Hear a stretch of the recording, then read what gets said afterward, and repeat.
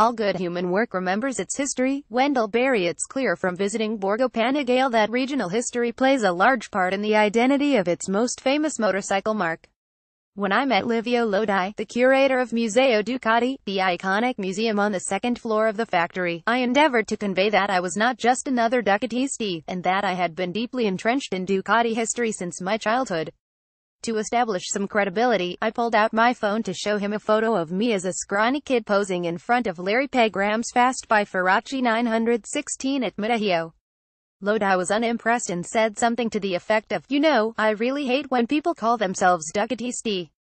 Lodi has worked for Ducati for more than 30 years, beginning on the factory line before becoming the museum curator, where for decades he's been the steward of Ducati's greatest machines and protector of its history, watching over its legacy like those guys in Indiana Jones and The Last Crusade who protect the Holy Grail with swinging scimitars and eye makeup.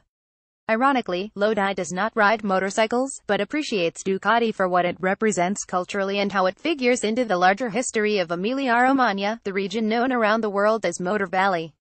He's quick to point out that Ducati's reputation as a builder of fast red bikes falls well short of what makes the bikes special. "That's BS," he says. "I was overwhelmed by the magnitude of the collection. Up until recently, it contained only significant race bikes from the company's history, such as Paul Smart's Imola 200 bike, Mike Hailwood's 78 Isle of Man TT winner, Foggy's 916, Bayliss 996, and many early racing models. The museum now features important production models as well. It was a surreal experience encountering bikes I have read about for years, bikes that live in motorcycling lore, and bikes that, on a personal level, populate some of my fondest childhood memories." In the 90s, I was probably the only kid in my rural upstate New York town who had ever heard of a Ducati. My obsession was acknowledged and encouraged by my family but was a private part of my identity simply because there was no one else with whom to share it. I became possessive of Ducati. Practically every other day I wore adult-sized Ducati t-shirts that looked like dresses on me. I wrote essays about the 916 in elementary school. While other families were watching football on Sunday afternoons, my dad, brother, and I were yelling at the TV as Troy Bayliss and Colin Edwards ducked it out in a battle royale of V-twin bragging rights as the Honda SP1 endeavored to beat a throng of bleeding Desmos in a game of their own making. When Lodi says he detests the term ducatisti, it's because he thinks people use it in a casual and superficial way. While Ducatis have significant meaning for me because of what they represent on a personal level, for Lodi, Ducatis are significant because of what they represent of his culture, of his home, and of his people. It's easy to understand why he was initially dismissive of my admission of allegiance. After all, what could some American kid possibly know about Emilia-Romagna and its deep history? Wendell Berry, the celebrated agrarian writer and philosopher, suggests that place is integral to identity to such a degree that the people who share the place define and limit the possibilities of each other's lives.